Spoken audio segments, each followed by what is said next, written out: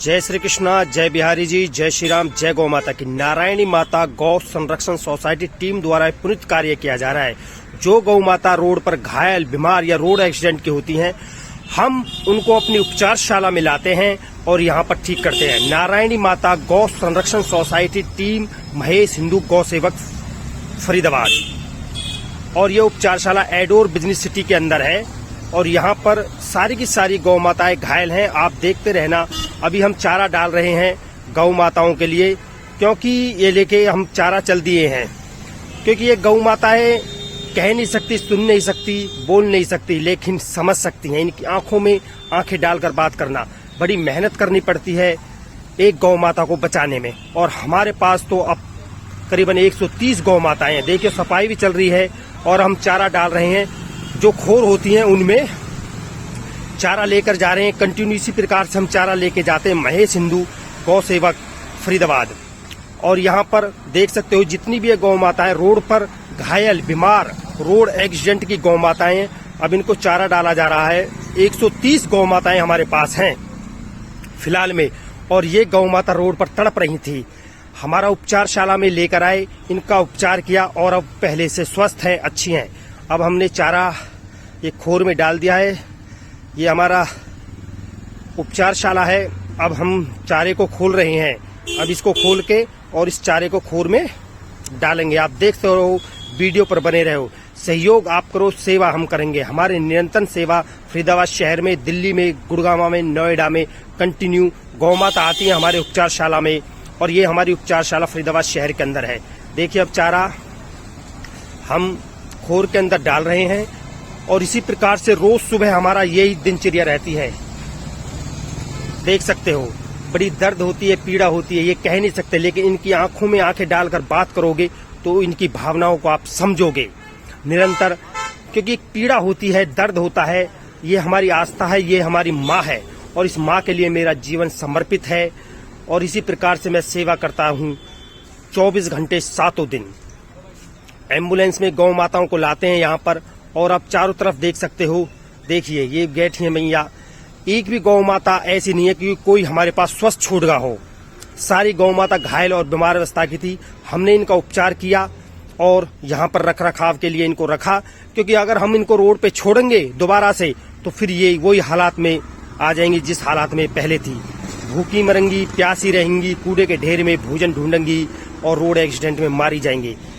इससे तो अच्छा है कि हम इन पे को अपने पास रखें और इनका उपचार भी करें और इनको अच्छा भोजन दें और इनकी सेवा करें।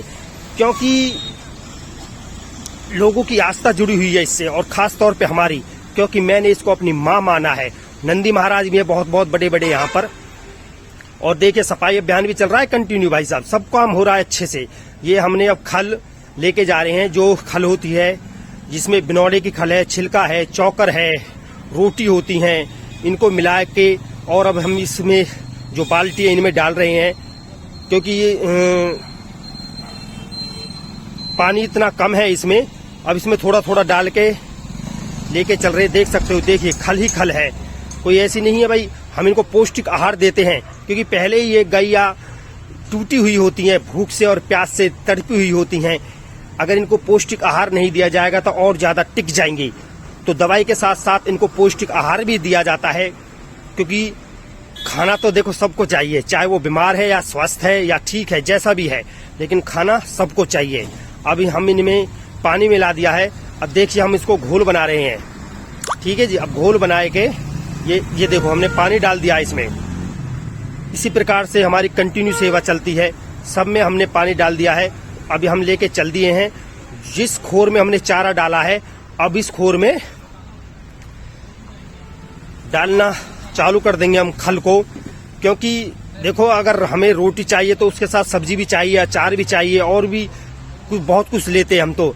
लेकिन इनके लिए सिर्फ और सिर्फ ये दाना हम डालते हैं और ये स्वादिष्ट की तरह खाते हैं बड़ी आनंद के साथ। क्योंकि ये थकी हुई, हारी हुई गौ माताएं हैं जो रोड पर तड़प रही थी। देख सकते हो, देखो नंदी महाराज आए हैं, बहुत बड़े नंदी महाराज हैं। ये काफी रोड पर बीमार अवस्था में पड़े हुए थे। काफी हमारे पास नंदी महाराज है, क्योंकि 130 गौ माताएं हैं कंटिन्यू सेवा में लगे हुए हैं कि कैसे न कैसे, किसी न किसी तरीके से गौ माता को बचाया जाए। हमारी पूरी कोशिश होती है कि एक भी गौ माता, देखो किस प्रकार से हम सेवा में हैं। ये हमने दूसरी बाल्टी उठाई है अब, और इनको लेकर फिर हम पुनः खोर की तरफ चल देंगे, क्योंकि काफी गौ माताएं 130 हैं, हमने आपको बताया है। ये डाल दिया हमने चारा फिर कत्ते, और कितना सुंदर दृश्य है। सहयोग की आवश्यकता है और आप लोगों के सहयोग की आवश्यकता है भाई साहब। अगर आप सहयोग नहीं करोगे तो हम कैसे सेवा कर पाएंगे। तो मेरी सभी से हाथ जोड़कर विनती है कि थोड़ा थोड़ा सहयोग सब करें, क्योंकि हम वो गौ माताएं हमारे पास जो रोड पर तड़प रही थी, जिनका कोई भी नहीं था, लावारिस की तरह थी, जिनका कोई रखरखाव नहीं कर रहा था, अब हम सफाई की तरफ अपना अभियान कर दिया है हमने चालू।